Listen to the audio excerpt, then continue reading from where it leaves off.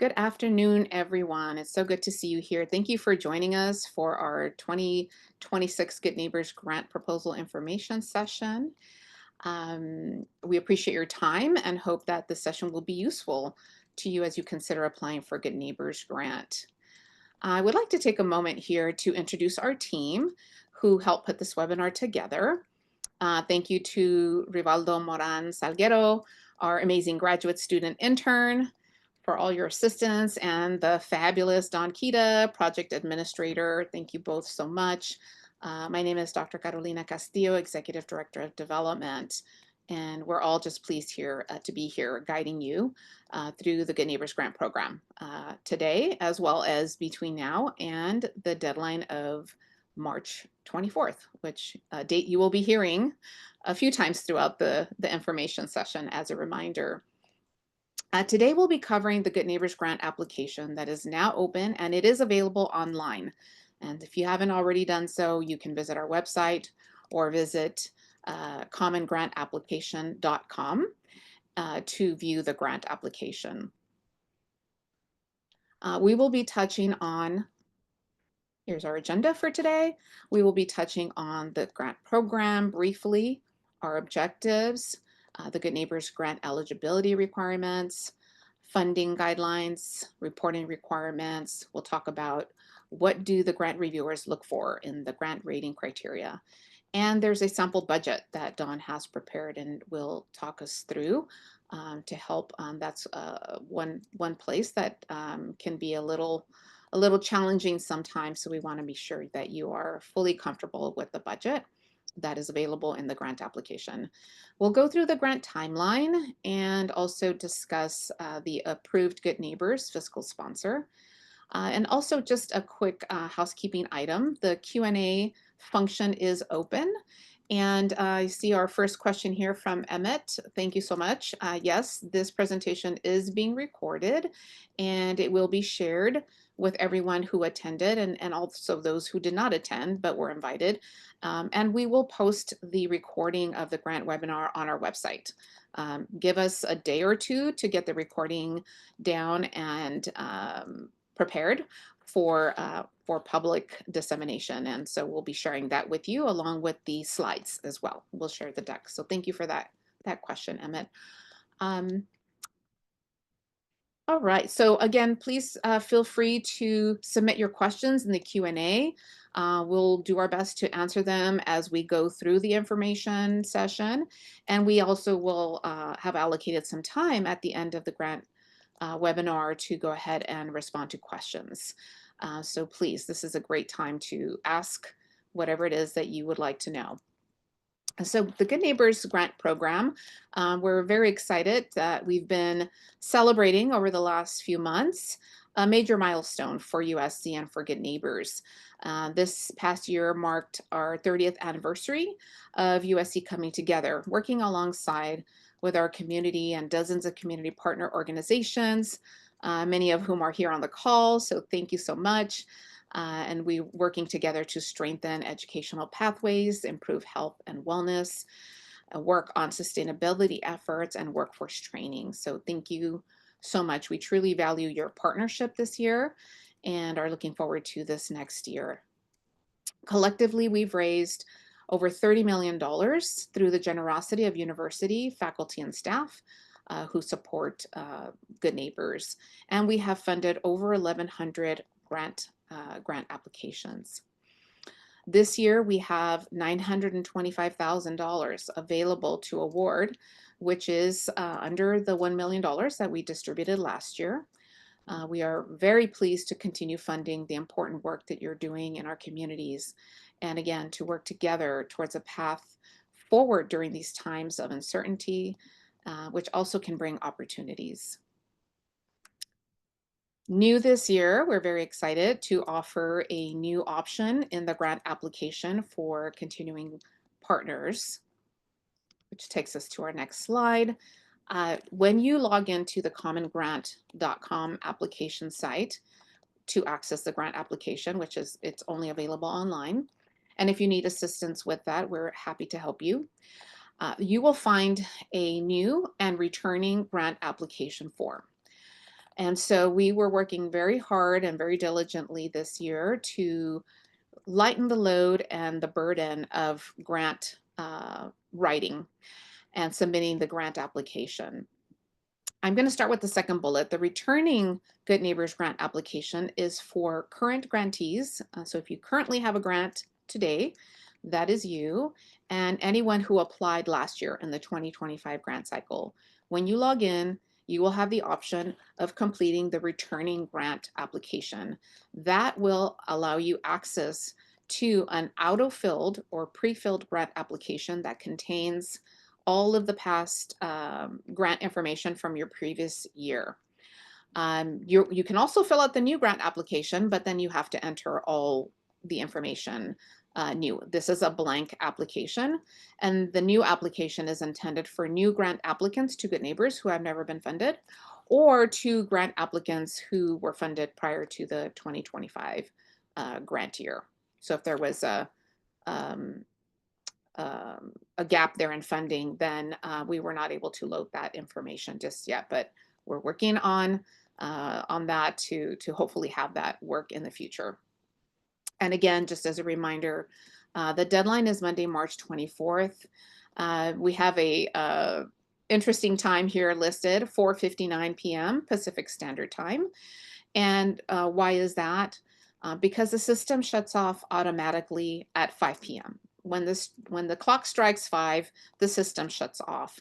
And so we don't want you to miss the deadline because unfortunately we're not able to accept late or incomplete grant applications due to the competitive nature of the grants and given our timeline. So we would really encourage you to submit your grant applications well in advance that morning or even a couple of days before, just to ensure that you don't have any issues with connectivity or any other navigating the system or anything of that sort. Our Good Neighbors funding priorities are for education, to enhance the education of children and youth and families in our neighborhoods. Education is a broad funding priority, which also includes arts, theater, dance, STEM education. Health and wellness is another funding priority to enhance the health and well-being of our communities, and there are various programs that can be funded under health and wellness.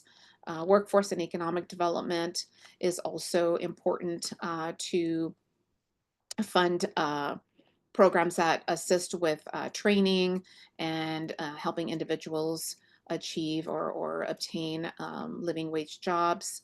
And then sustainability as well, to support our local environment and our communities. Grant eligibility. Um, and again, a reminder that all of this information is on the grant website, and we are presenting this to highlight some of these items as well as to address any questions that you may have. So proposed services, Good Neighbors has 2 service areas around its 2 campuses, around the University Park campus in South Los Angeles and around the Health Sciences campus in the East area of Los Angeles. Anyone applying for a Good Neighbors grant is welcome to apply, even if the organization is located outside of the service areas. And we'll be showing those to you in just a moment. But this is an effort to expand our reach and to allow organizations that partner and are doing great work within our service areas, but had previously been ineligible to apply. And so for the last couple of years, we have opened up the eligibility criteria whereby applicants who might be located outside of the service area can apply as long as they demonstrate that at least 50% of the individuals served by the Good Neighbors funds live, work, study, or worship within the 2 Good Neighbors service areas. And the maps are on the website, and we have a version here as well, a copy of the Health Sciences campus service area here, which is adjacent to Lincoln Heights, El Sereno, and Boyle Heights. And we have the University Park campus service area also, which is bordered by the Santa Monica Freeway, Western Avenue, Martin Luther King Jr. Boulevard, and Figueroa Street. Partnerships. Good Neighbors, the mission of Good Neighbors is to fund partnerships.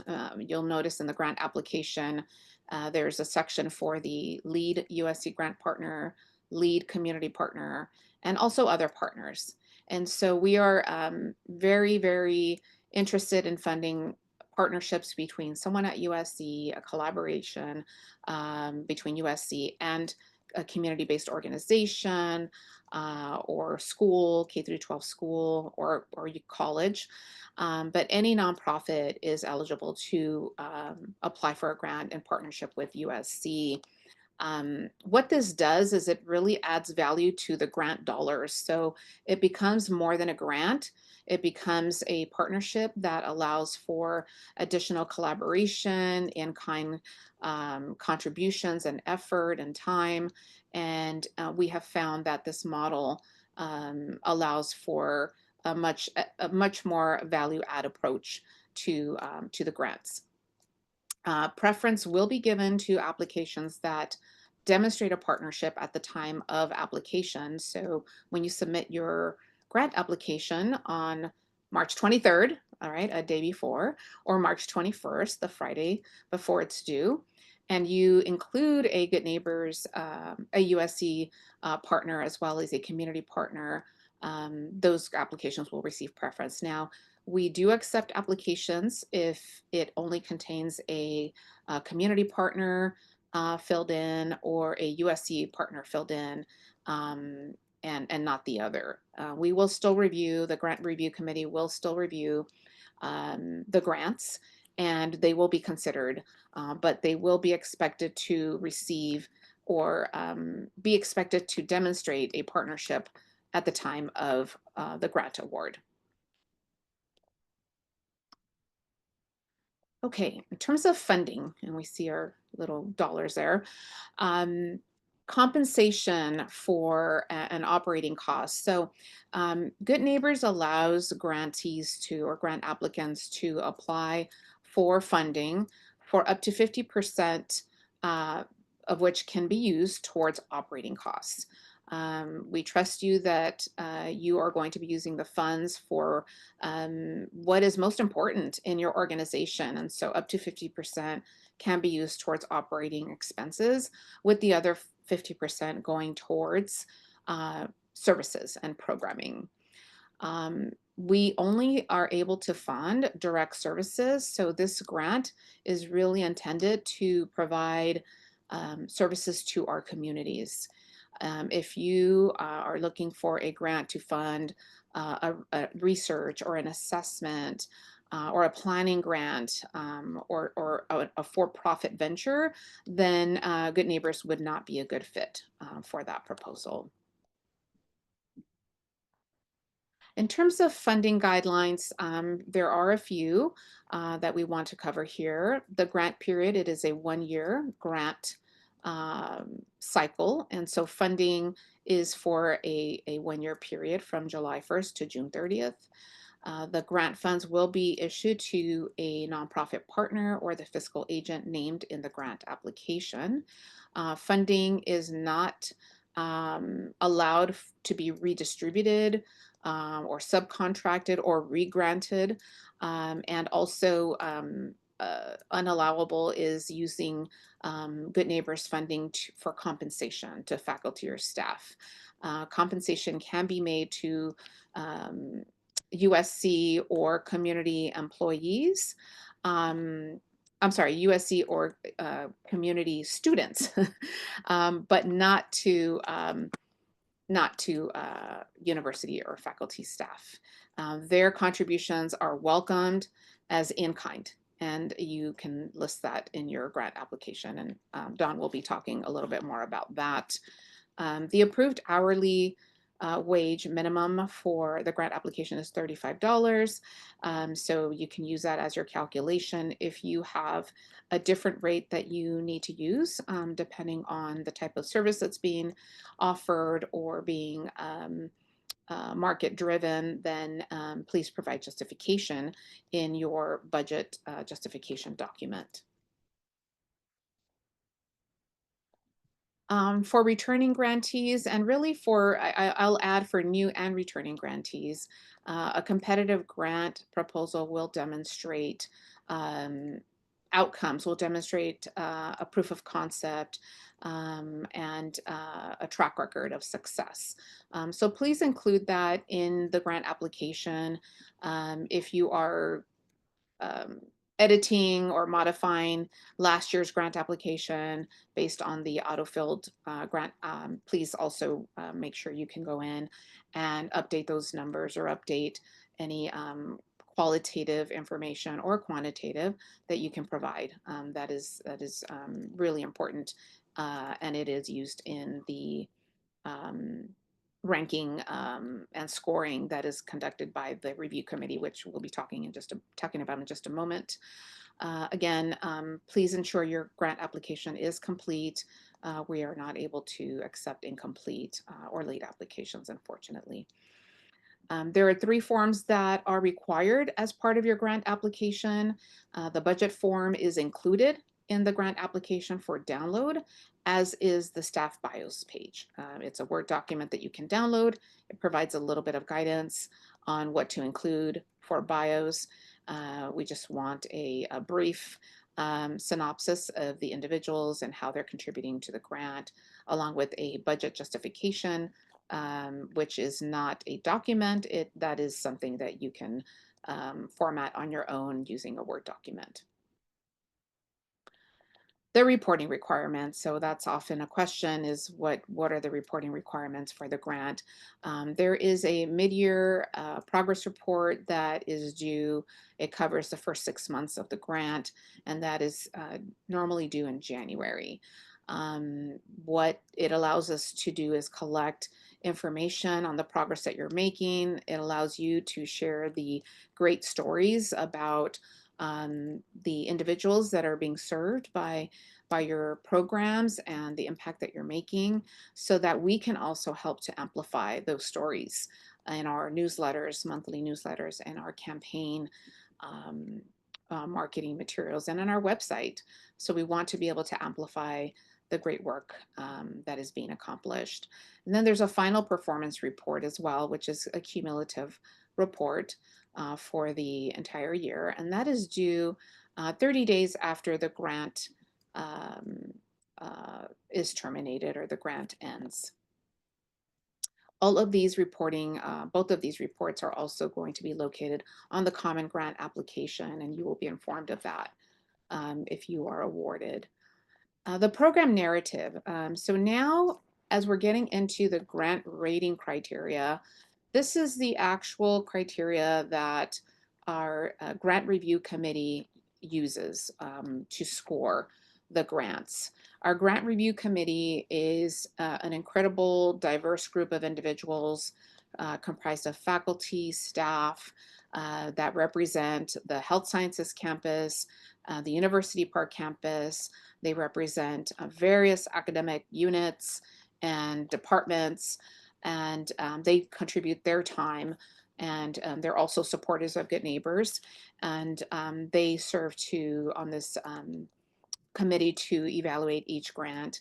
And part of that grant review is a blind review process that includes every grant application to be reviewed by 3 grant reviewers. And so they are very committed to a fair and consistent review process, as are we, and that is the model for the reviews.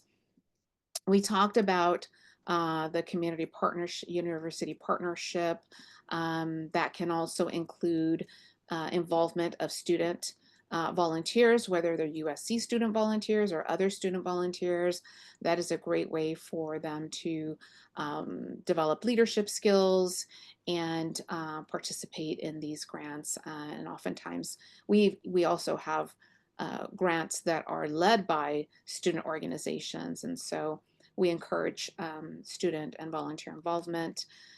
We talked about previous year grant outcomes and whatever information that you are able to share in the grant application about the accomplishments that you've seen with your programs is really appreciated. And we ask that grants applicants review USC's Integrity and Accountability Code to ensure that they are familiar with the university's Code of Ethics. We've included just some examples here of SMART goals and objectives.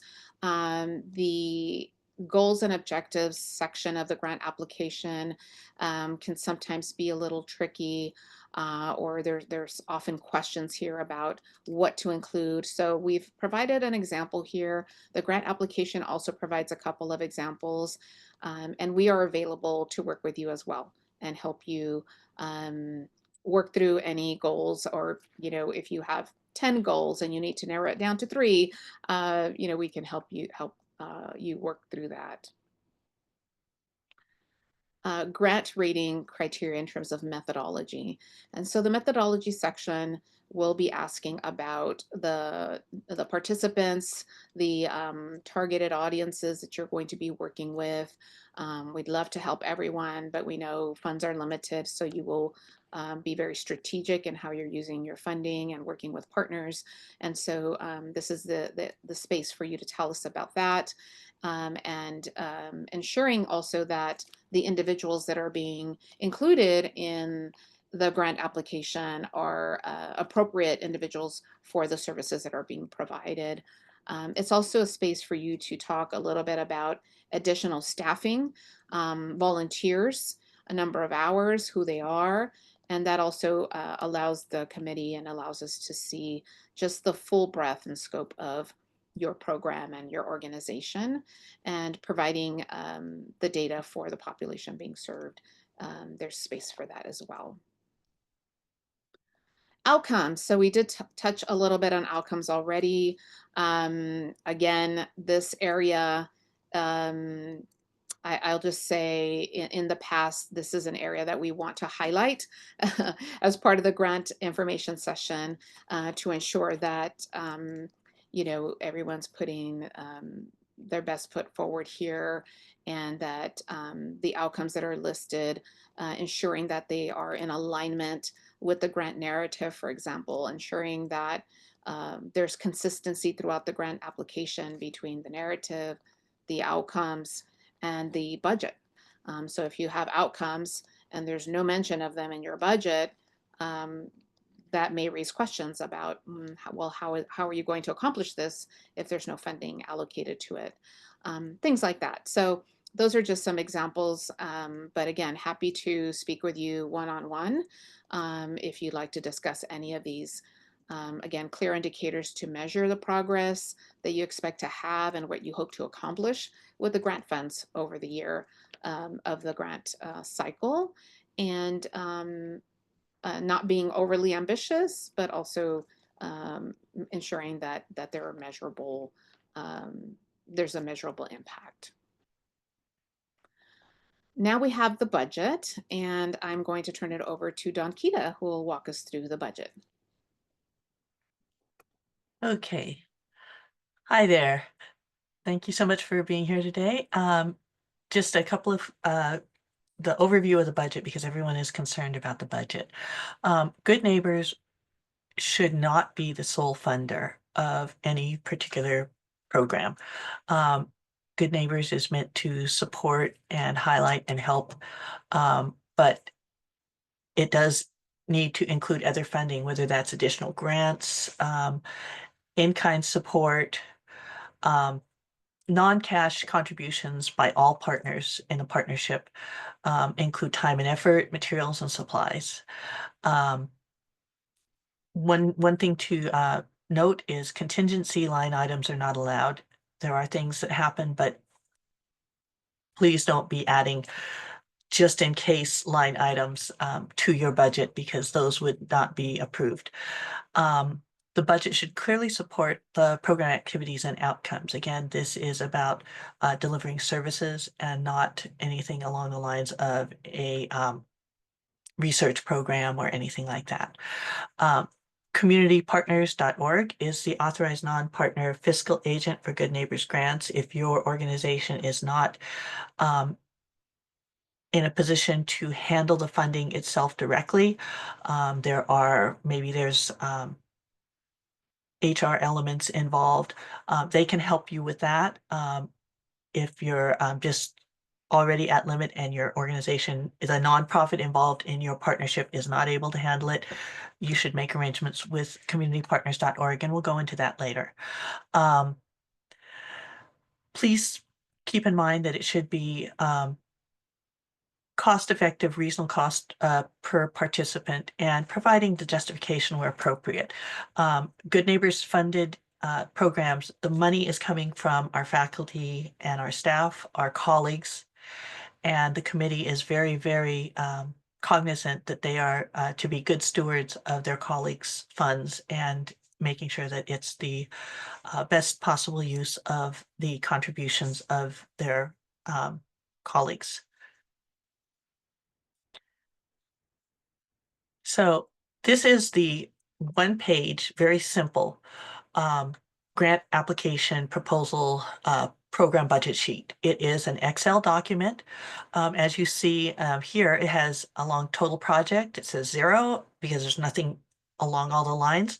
And at the bottom of there's total funding for both the what I call the upper half, which is the funding sources, and the lower half, which is the expenditures. And at the very bottom, the two should balance out. Those areas where you see the zeros are formulas, so please allow the formulas to do their thing, and everything should be great. So we're going to talk next about the funding sources section. There's basically three areas that we're looking at. There are the Good Neighbors request, which is what you're asking for as a Good Neighbors grant. There's the in-kind contributions and the other funding sources. And in this case, the Good Neighbors request is $21,978, and it's showing that there's in-kind contributions of volunteer hours, which is the monetization of a valuable resource, but it's not something that costs direct funding. And it's not directly funded, it's people volunteering their time. In this case, there's also USC faculty partner time that's listed separately for $1,000. Giving a total of $14,062. Um, under other funding sources, this particular grantee is filling it out saying, okay, well, this program that we're putting forth for Good Neighbors funding is also receiving funds from the California Arts Council, the Fabulous Foundation, some direct contributions. And all of this again, it's no longer zero over under that total project. It's showing what is in each category for the Good Neighbors request, for each of the other contributions, with a total program expenditure funds coming in to cover the costs at $88,215. Now, this is the lower section, which is the expenditures itself. And under the expenditures, again, it's the same three columns, if we can go back to that.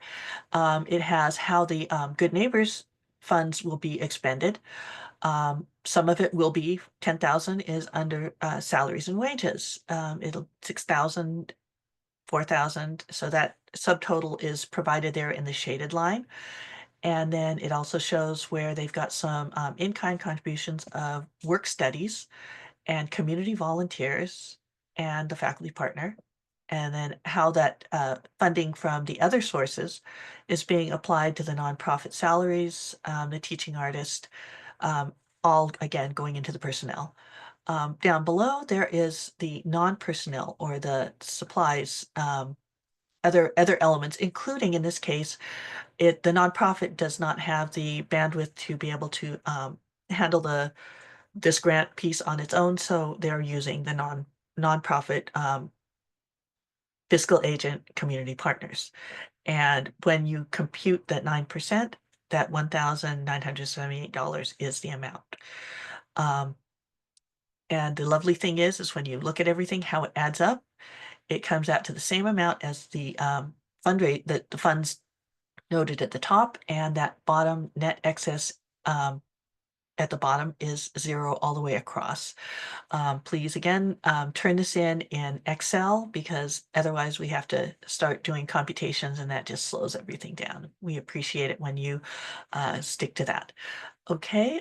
Um, Now, the justification takes what you just put into that Excel and explains that the teaching artist is actually doing 160 hours, of which $25 an hour is being funded by Good Neighbors of their total $8,100 program cost on the contracted teaching artist.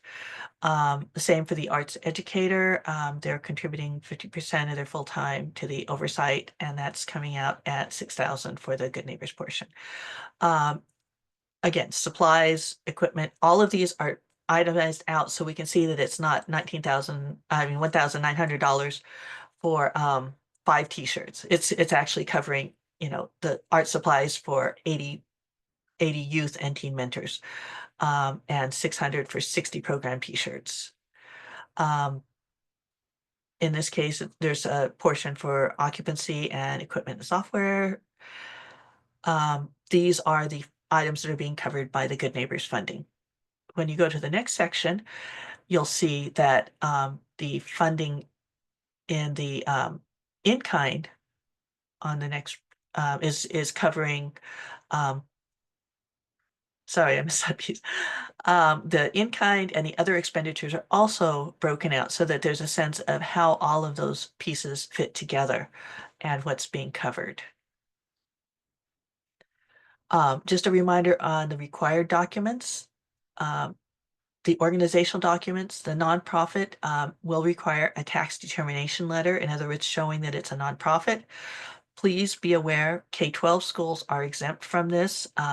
You will find that getting a tax determination letter out of LAUSD or the parochial schools is pretty horrific. And we already have the proof of their tax determination on hand, so it's not necessary. The other program documents that are required have already been covered. Just a reminder, it's the budget sheet in Excel, the budget justification, and the staff bio page. And then just a couple of reminders on the timeline, so you'll never hear this enough. The grant deadline is Monday, March 24th at 4:59. Please don't wait until the last minute. Because we cannot accept late applications, and there is nothing worse than being late and missing the deadline. We encourage you to copy and paste so that you don't lose at your work should you be too long on your screen. The other elements of the grant timeline are the awards notifications in July. The grant orientation will be in August. All of these things are here for your perusal at a later time because we will be providing you with copies of this grant presentation with the specific times and dates. To note, for the current funded grant partners, the mid-year performance was due at the beginning of the year. The second grant installments are being processed, and the final performance report is July 31st, 2025. And with that, I'll hand it back over to Carolina. Thank you so much, Dawn, for that great overview of the budget. And hopefully that was useful to everyone. And again, we're available to assist you. Um, Community Partners, as was mentioned before, is the approved fiscal agent for Good Neighbors. Please be sure to reach out to community partners. They are a very useful resource, very, very helpful. Um, when you apply, if you intend to work with them, please don't just list them in the grant application without contacting them in advance, because oftentimes they can help you work through your budget, ensure you didn't miss anything, make sure that they do have a small fee for the support that they provide. But they will manage the funds. They will provide reporting, um, uh, work with you on expenditures, accounts payable, um, human resources. They provide a great deal of support with grants if you choose to work with them. But it would be important that you reach out to them in advance. And Lupe Solorio is the contact. We will actually include another contact as well because I just found out that she is on vacation for a couple of weeks. So we'll make sure that you have another contact who can work with you. Here is a screenshot of the Common Grant application online that we've been discussing. And you can log in as a returning grantee, or you can sign up to create an account. When you create an account, anyone can create the account, and you can add individuals as under the users as an administrator. You can add additional users, and this platform allows you to collaborate on the grant writing, and it allows everyone to contribute to the questions and complete their respected questions if you are dividing up the work. We do ask that when you log in, as individuals are working on the grant, that, and I believe Don mentioned this, that only one grant writer or one individual is working on the grant at a time. If you have multiple people logged in, it is possible if you are not saving, or even if you're working in different sections, it there's just too much going on with the system that you could experience loss of data, and so we would not want that to happen. And so we ask you to just coordinate your times when you're logging in so that you can still collaborate, just not at the exact same time. So the key takeaways again, I think if we asked everyone what is the deadline, you would be able to tell us. Um, Demonstrating the partnership between USC and the community, a clearly and detailed grant narrative. You can create sections within the grant application, use bullet points.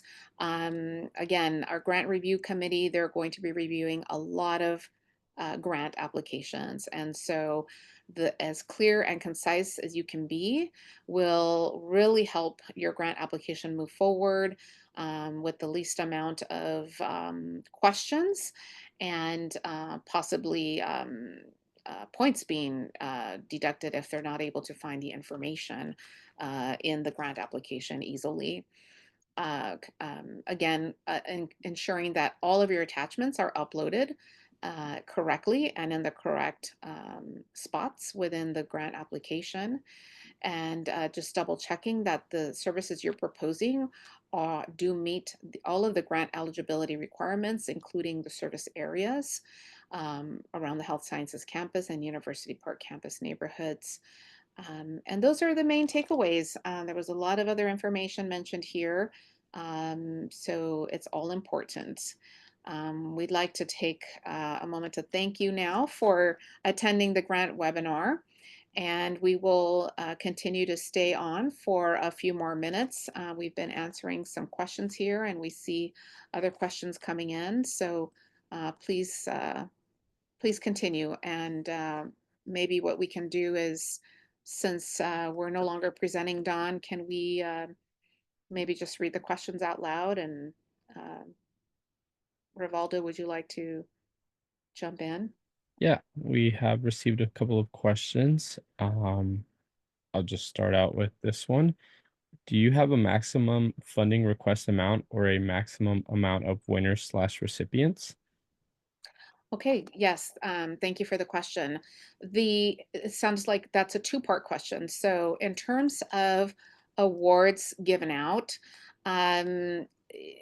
traditionally or historically, I'll say not traditionally, but historically, just looking at the ratio of grant applications and awards made, we have about a 60, around an average of 65% success rate with the grant applications. We really do make an effort to fund as many programs. We know all of them are worthy, and it's really tough when we have to say no.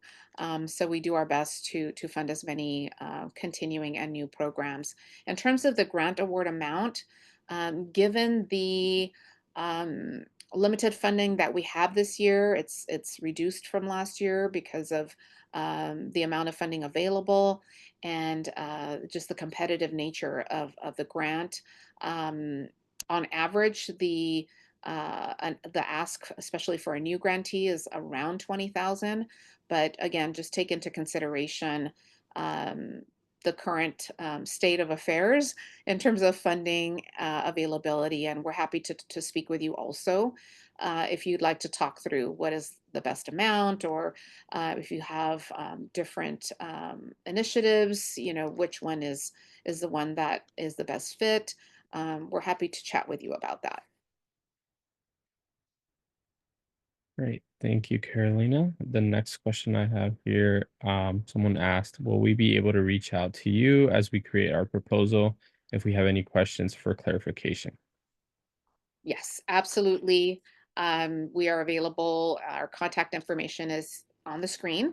And again, we'll be sending this out, so you will be able to reach out to us, and we're happy to chat with you. Okay. The next person asked, what is the best way to form a partnership with USC? Okay, yes, the million-dollar question, how to partner with USC, or we also receive that question from USC departments and programs. How do we partner with the community? So um, if you do not currently have any connections with USC, the best way is to one, you can do a little research on your own in terms of which department or program would best align. Looking at USC's website, there's various schools. So for instance, if you're going to be working with a STEM program, perhaps partnering with someone in the Rossier School of Education or Viterbi School of Engineering would be a good fit, or even Dornsife College of Letters, Arts, and Sciences. You have a math program or math programs there. And so it's thinking about who would make the best partner and who would align best. You'd be surprised at how much community engagement work USC is doing, and there might be someone already doing that work. So if you could do a little research on your own, that would be helpful. And then also reaching out to us. So Don and I together, I think we have, oh gosh, over 65 years of experience together at USC combined. And so we will be happy to work with you to find a partnership. And again, the partnership is not required at the time of application, but we know you would like to be as competitive as you can. So we will do our best to help you with that. And if we can get that completed in the turnaround time to apply, then we'll do our best to help you with that. Okay, we had one question that came in about applicants that were given grants in 2023, just to confirm that whether or not they would use the new option or the returning option for the application. So that would be that they are to fill out the new form, correct? Correct. If it's prior to 2025, we have not been able to work in this turnaround time. We were not able to get the applications from previous years. So it's currently only applications from 2025, 26, anything before that. Now, the good news is that using Common Grant Application, you can still view your grant application from before. You're not able to go in and edit it, but you are able to view it. So you can it's a little extra step, but you can go in, you can copy and paste from the previous year application, paste it into a Word document, edit it, and then reload it back up. So there is that option. And again, we're happy to help you if navigating the system um, requires a little bit of assistance, and we can do that as well. Um, I also see another question here. Dawn, thank you for sending this to me about are the grants reviewed by 3 individuals, or how many people are reviewing our application altogether? Do we want, okay, so I had mentioned earlier in the presentation that yes, every grant application is reviewed by 3 individuals. That ensures a fair and consistent review process. It is a blind review, so the 3 individuals are not, they're not comparing notes and working together, but it is an individual blind review, and they are all applications are scored by 3 reviewers individually. So thank you.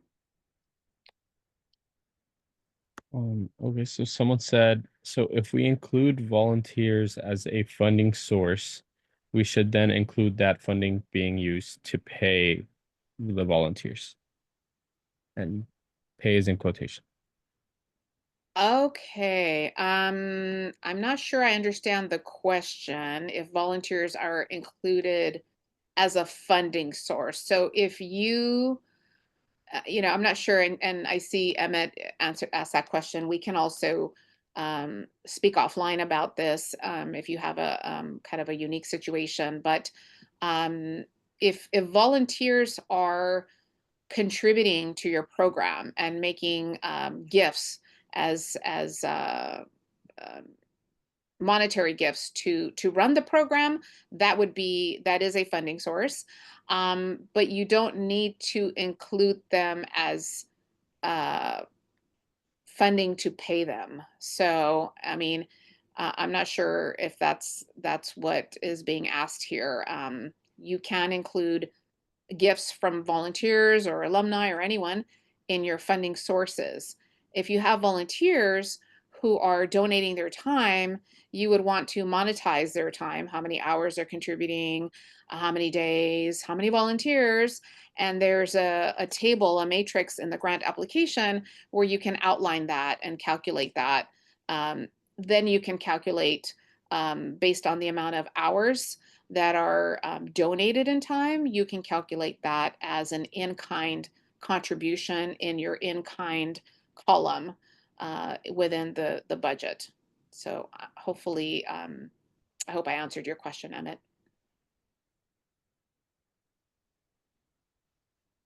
Okay. And I think that is, I'm trying to see if there's any additional questions. Uh, Betty asked, you mentioned earlier about listing a partnership with USC and a community organization to make it a stronger application. Um, these are partnerships, so it should include a USC partner and a community partner, community nonprofit. Um, that's the projects that are being funded. So it is not an either or. If you're a USC entity, then you may be seeking a community partner to provide services for the neighborhood. If you're a community organization, you would need to connect with a USC partner in order to qualify for a Good Neighbors grant funding. And I'll add, Don, that's a great way to summarize that. But the services can be provided by anyone, right? So the services might be provided in collaboration together, where both the community partner and the USC partner are both involved in the provision of services, or perhaps one is more involved with program evaluation or the financials oversight. Um, Developing curriculum. So you will be able to, that's one thing we've been asked before. So I don't think this has been asked here, but I'll mention it anyhow. Sometimes we're asked, well, what is the role of the USC partner and what is the role of the community partner? And we do not prescribe a role for either.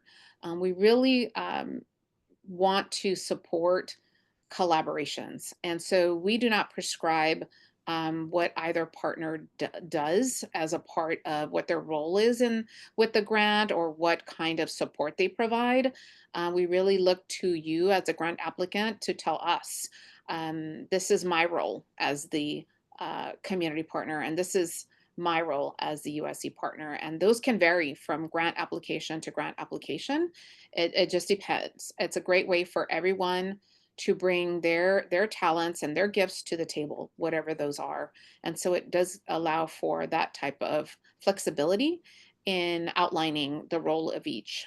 What we will say is that the USC partner is responsible for signing off on the grant agreement. So if a grant proposal is awarded, a grant, the USC partner is responsible for signing off on the grant agreement and joining with the community partner on oversight of the grant.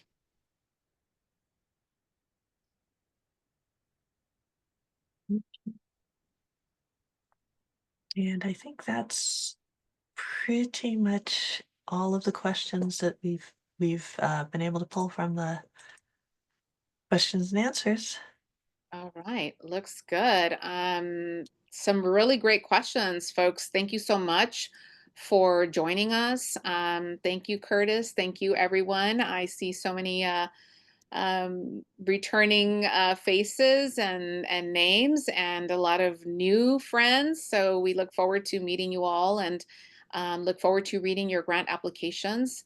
And please feel free to reach out to us if we can be of assistance. Just give us advance notice, please.